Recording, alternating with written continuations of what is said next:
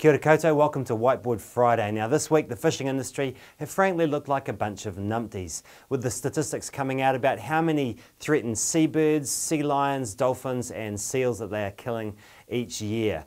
As an example, the amount of threatened seabirds, many of which only exist in New Zealand, that they are killing each year is 2,277. They get too close to the trawl wires or nets and end up getting entangled in them. That's an estimate, of course. Now, they really put their foot in it though with this comment from their spokesperson, George Clement. Yes, George, great idea. Let's blame the birds and the dolphins for getting too close to the fishing nets. Not a great week for the fishing industry, but how can they de-numptify themselves? Well, we have an idea, fishing industry. Perhaps you'd like to whakarongo.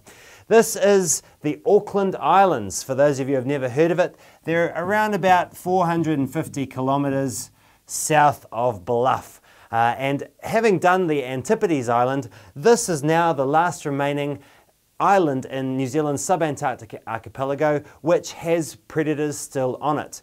In particular, Enderby Island and Adams Island are predator free, but the largest island, the Auckland Island, at around about 45,000 hectares, still has pigs, cats and mice on it.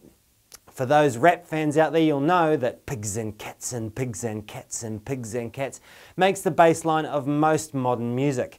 But more importantly, if we get rid of those pigs and cats, and ideally the mice, that would leave a mammoth area in the subantarctic islands for these seabirds to breed on. That would actually make an enormous difference to the amount of threatened species that we have. We also know that getting rid of pigs and cats on this island, a conservative estimate, would cost about 22 million. So here's an idea for your fishing industry. Why don't you stump up, say, a third of that? Go into thirds with maybe some philanthropists, maybe government, and we could knock off the Auckland Islands, make it predator free as the next step on after $1 Million Mouse. What do you say, fishers? Are you going to de-numptify yourselves, or are you going to stay numptied?